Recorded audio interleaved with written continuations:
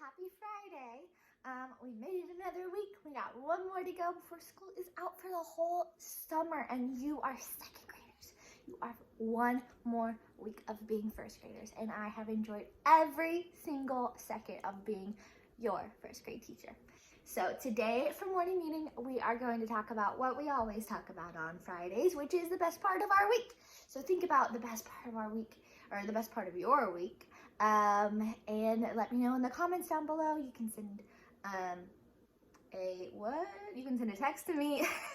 I had a brain lapse for a second. You can send a text to me. You can send it to me on Remind. I would love to know the best part of your week. The best part of my week was seeing all of you on our virtual field trip yesterday to the San Diego Zoo. That was so much fun, and I just love having fun with you. Today we are going to finish Flat Stanley by Jeff Brown, and I am showing you the author again and again and again so that you, after this video, because we only have a few more pages left, we have read all of these in a whole week. Look how many pages that is. Good job. But after finishing this, you can go online and take an AR test. If you do not know your AR test login, let me know on Remind, or you can text me and I will get that to you, because I really want you to take an AR test on Flat Stanley. Got it? All right, this is it. This is the end. I wonder how it's going to end. Predict how it's going to end. Tell your mom or dad or a sibling or whoever's watching with you how you think this book is going to end. Do you think he's going to stay flat forever? Or do you think he's going to become a normal-sized boy again? I don't know. Let's see. The title is Arthur's Good Idea. Arthur is Stanley's brother, remember? And here is the picture. All right. For a while, Stanley Lambchop was a famous name. Everywhere that Stanley went, people stared and pointed at him. He could hear them whisper, "Over there, Agnes. Over there. That must be Stanley Lambchop, the one who caught the sneaky thieves," and things like that. But after a few weeks, the whispering and the staring stopped. People had other things to think about. Stanley didn't mind. Being famous had been fun, but enough was enough. Then came a further change, and it was not a pleasant one. People began to laugh and make fun of him as he passed by. Oh no, that makes me so sad. "Hey, super skinny," they would shout, and even ruder things about the way he looked. Stanley told his parents how he felt. Stanley did the right thing, right? Somebody was bullying Stanley, and Stanley told an adult. "It's the other kids I mostly mind," he said. "They don't like me anymore because I'm different.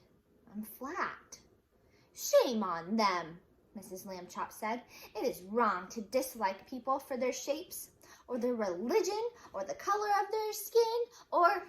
"I know," Stanley said. "Only maybe it's impossible for everybody to like everybody." "Perhaps," said Mrs. Lambchop, "but they can try." Later that night, Arthur Lambchop was woken by the sound of crying. In the darkness, he crept across the room and knelt by Stanley's bed. "Are you okay?" he said. "Go away," Stanley said.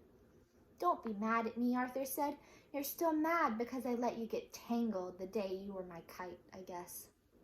"Skip it, will you?" Stanley said. "I'm not mad. Go away." "Please, let's be friends." Arthur couldn't help crying a little too.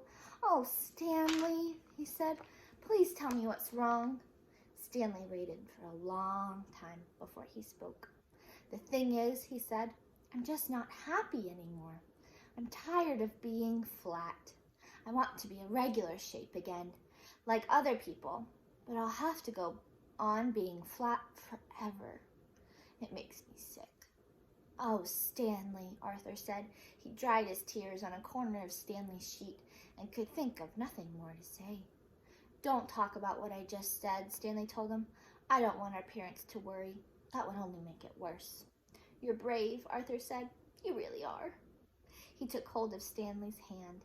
The two brothers sat together in the darkness, being friends. Here they are.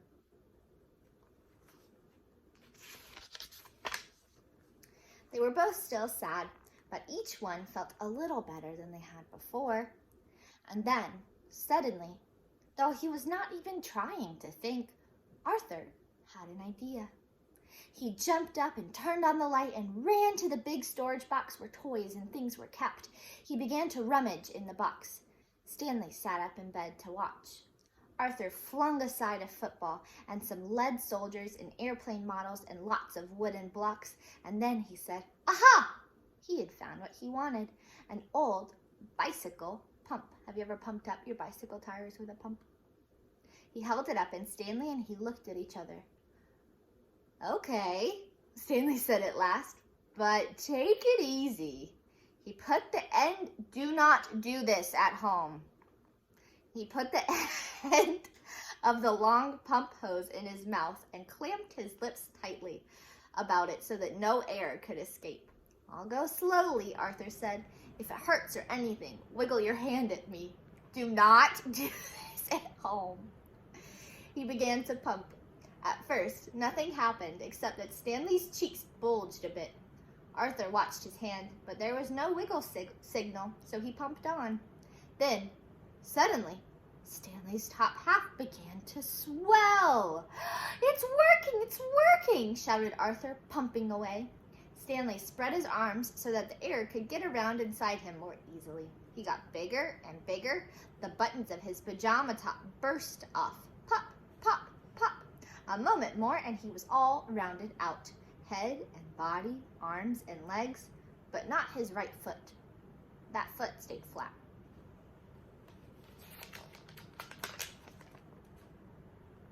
Arthur stopped pumping. "It's like trying to do the very last bit of those long balloons," he said. "Maybe a shake will help."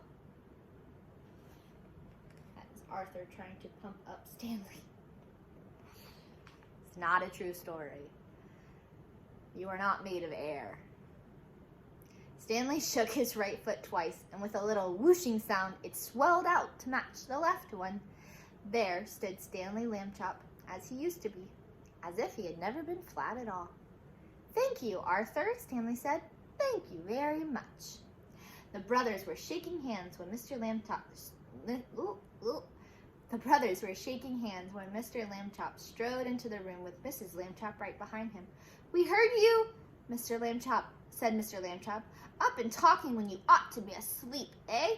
Shame on—" "George!" said Mrs. Lambchop. "Stanley's round again!" "You're right," said Mr. Lambchop, noticing. "Good for you, Stanley." "I'm the one who did it," Arthur said. "I blew him up." Everyone was terribly excited and happy, of course. Mrs. Lambchop made hot chocolate to celebrate the occasion, and several toasts were drunk to Arthur for his cleverness. When the little party was over, Mr. and Mrs. Lambchop tucked the boys back into their beds and kissed them, and then they turned out the light. "Good night," they said. "Good night," said Stanley and Arthur. It had been a long and tiring day. Very soon, all the Lambchops were asleep. There they are, drinking hot cocoa together. That is the end of Flat Stanley. All right, I will be looking for your AR tests to make sure that you took an AR test on Flat Stanley by Jeff Brown. All right, I hope you have a great weekend. I will see you on Monday for our last week of school. Bye, guys.